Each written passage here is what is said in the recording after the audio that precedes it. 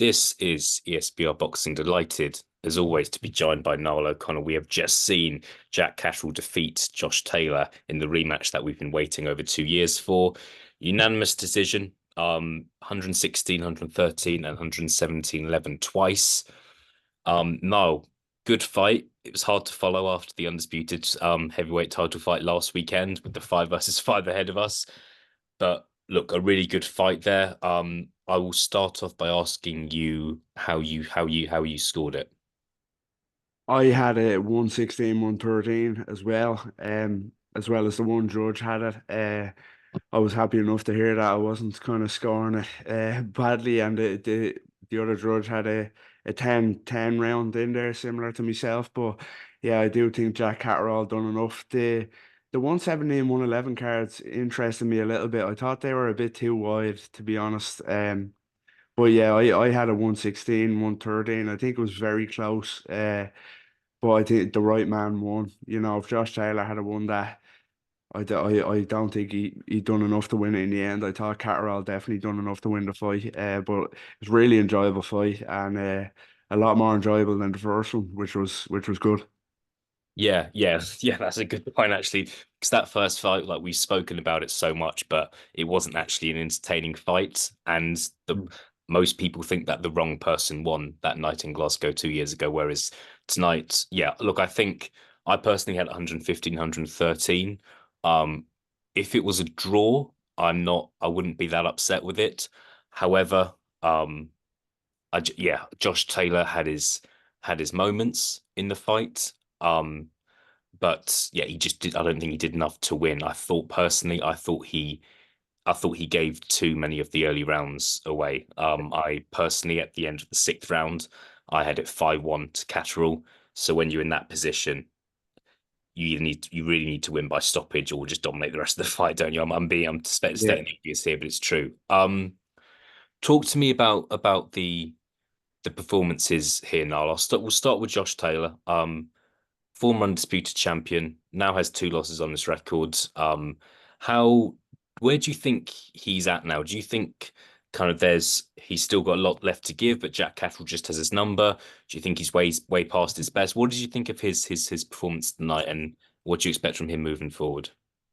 I thought at the start, I don't know about yourself, but I thought at the start he looked really nervous, as you mentioned, those early rounds that Catterall controlled. I thought Josh Taylor looked very kind of shaky, like he knew the pressure was on him here for his career. But I thought the second half of the fight, when he kind of took control, I thought he looked excellent. You know, he looked like the Josh Taylor of old in the second half. He looked spiteful. He picked the shots well. He was sharp shooting. You know, early on he was smothering his work. You know, he couldn't pin Catterall down at all early on, but as he settled into it and mixed the shots up well, the head and body, he looked fantastic. He really did. I just think after tonight, you know, there was the narrative that is Josh Taylor finished and is he struggled at the weight.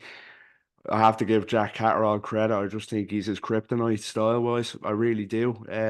I still think Josh Taylor is world class, and he proved that in the second half of the fight tonight. Yeah, Catterall for me just has his number, to be honest. I think that's a good way. I think that's a really good way of summarizing it. It's not a case of Josh Taylor's done, finished. Jack Cat like some fighters have their bogeyman, and I just think Jack Catterall is Yeah, Josh Taylor's bogeyman. Look, I think that's Jack Catterall's the best performance of Jack Catterall's career by some distance, in yeah, my opinion, to be so elusive. And I think what really impressed me tonight was he kind of looked tired around 7 to 9, I would say, yeah. and then just really kind of came on, had a second win, came on strong in those final rounds. What do you think's gonna what do you think's gonna happen, Niall? We're kind of recording this when all the post-fight stuff's going on, so we don't really know. Maybe we should have waited, but here we are.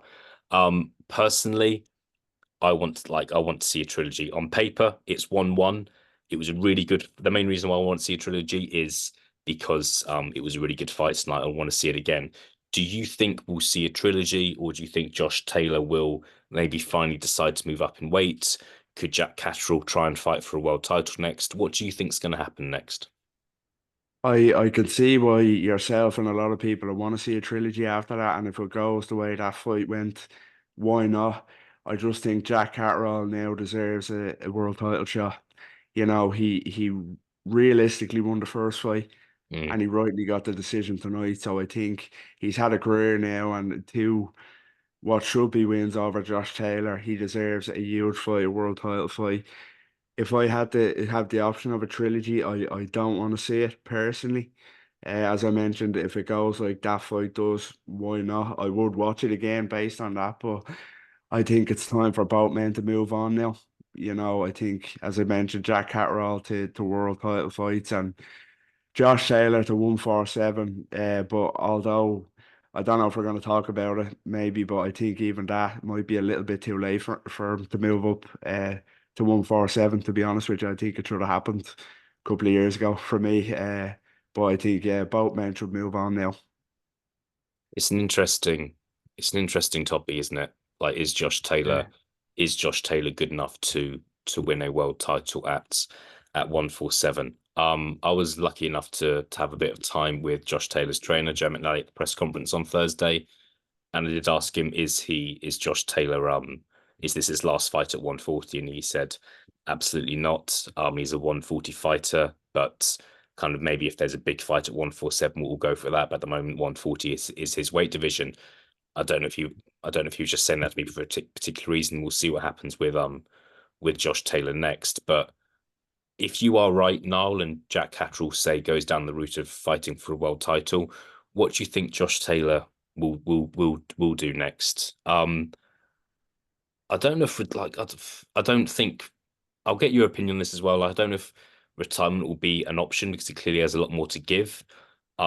He could stay at 140 and try and win a world title of his own again. Could move up to 147. If you are right, what do you think? What do you see Josh Taylor doing next? I thought just on the you touched on there your interview with Joe McNally, I thought that was crazy to say he's staying at 140 no matter what happens. To be honest with you, I think Josh Taylor should have moved up when he beat Jose Ramirez. I don't think there was any need for him to even fight Jack Catterall the first time, to be honest with you. I think he should have stepped up, and I was very vocal at the time. I would have picked him to do well at welterweight. After his Super Series run, I think if he had moved up then, he would have done well. But in terms of what's next, I'd still like to see him move up, just to see how he gets on. Of course, there's tough fights up there. There's Jaron Ennis.